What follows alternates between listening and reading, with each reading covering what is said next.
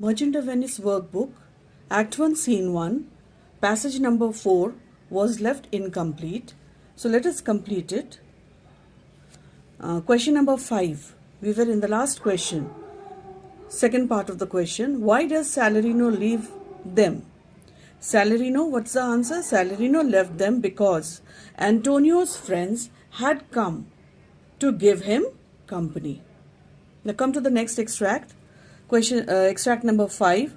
Graciano says, why should a man whose blood is warm within sit like his grandsire? So this is the extract taken from your book, Act 1, Scene 1. Let us see the questions. Okay.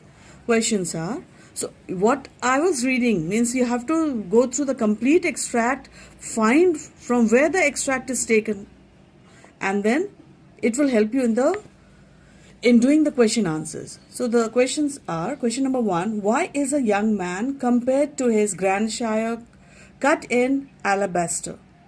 And the second part is, under what condition is he likely to be infected with jaundice? So come to the answer. Graciano, he gives the example of a warm-blooded young man who represses his spirit and forces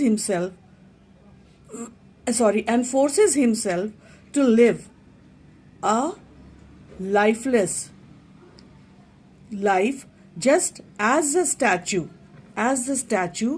of his father, which is made of white stone. Then he says that second part is, under what condition is he likely to be infected with jaundice? For this part of the answer is, he says so that Antonio does not remain melancholic. So that Antonio, he does not remain melancholic because he was likely to be infected with jaundice due to his bad temper. So this is the answer of the first question. Second one is, give the meaning of do cream and mental like a standing pool. So here it is given in your textbook, page number 25, line number 92 and line number 93 for the next one, 92 for this one.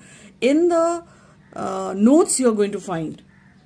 So here it stands, to stand still like the scum that forms on the surface of still water in a pool. Next is, do a willful stillness entertain. What does it mean? Means deliberately put on an air of solemnity. We come to the next question. What is said in the extract about the people who try to earn a reputation for wisdom? I am giving just the main point here. By remaining silent, such people, they speak with the authority of the Greek oracle, and they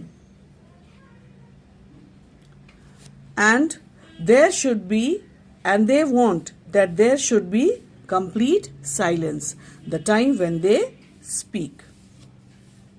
Next is, give the significance of I am Sir Oracle and let no dog bark. So what is the significance of it? Signifies that let no man speak. Okay, let no man speak. And it refers to those wise men who consider themselves as fountain of wisdom and want that when they speak, others should remain silent. And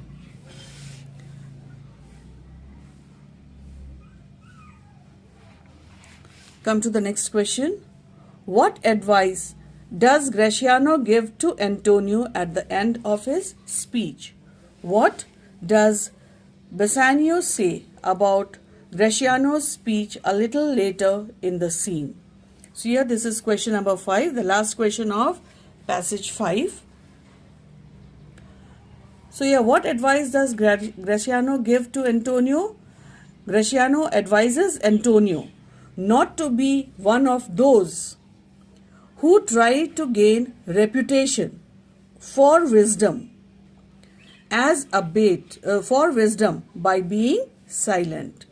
Not to use melancholy, he further says, not to use melancholy as a bait to win reputation of wisdom. Then, for the next part, what does Bassanio say about Gratiano's speech a little later in the scene? So what does Bassanio say?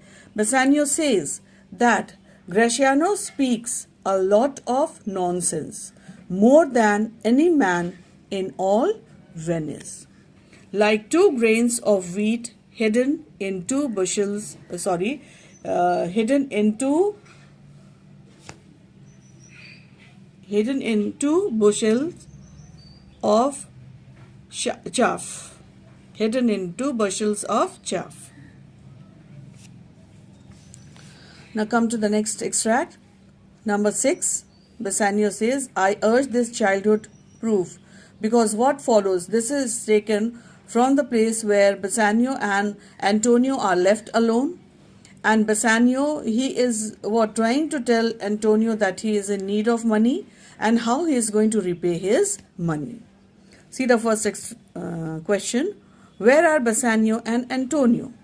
For this, Bassanio and Antonio are in a street in Venice. Second part, what has Antonio said earlier as reply to which Bassanio speaks these words? What had Antonio means before this extract? Antonio says something. So what has Antonio said? You will find it just before this extract in the dialogue of Antonio.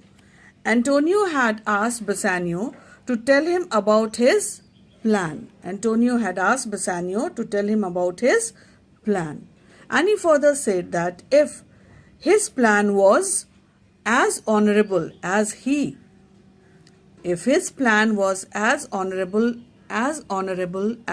is, then his money and all his resources would be available for his use. Next question, number 2. Explain the following.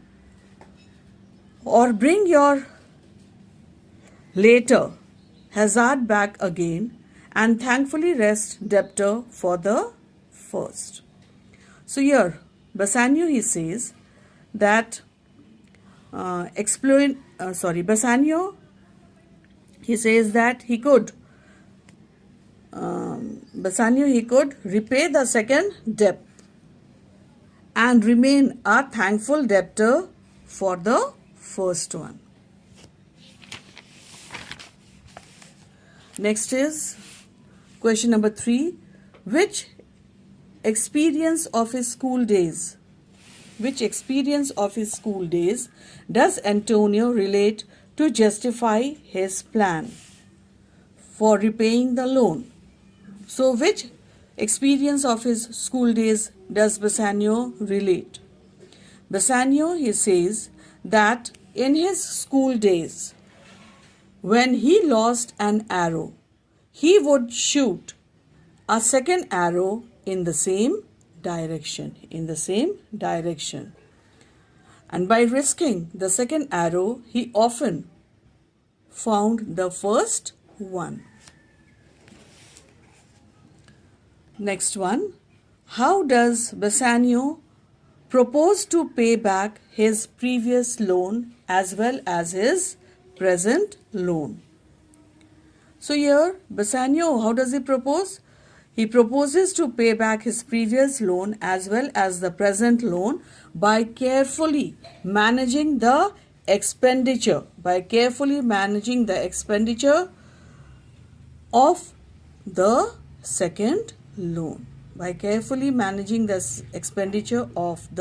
second loan.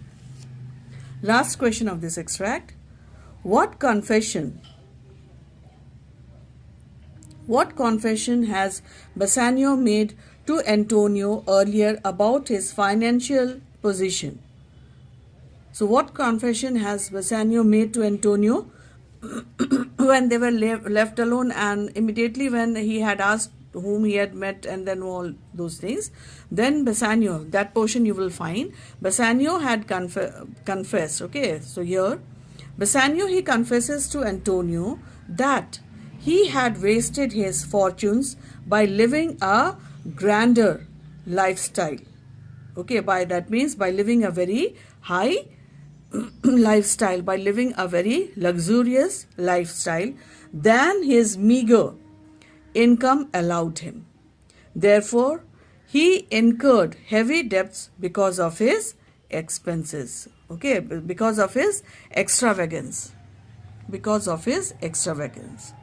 Thus, the second part is, how can you conclude that Bassanio is a spendthrift? Thus, we can conclude that Bassanio is a spendthrift. How can, as mentioned above, we can conclude that he is a spendthrift. Now, there are only two extracts left, extract number 7 and extract number 8. I would like you to try to do these two extracts on your own. These two are not very difficult. All means question answers you are going to find in the answers you are going to find in the textbook. The thing is, you have to see the extract which is taken, find it out where it is in the book, and then go through the questions, see the notes and try to answer the questions. So what will be your homework? Your homework is to do all the question answers right from question number 1 till question number 8 in your workbook. Some I have explained to you. All these will help you to do it, and 2 you have to do it on your own.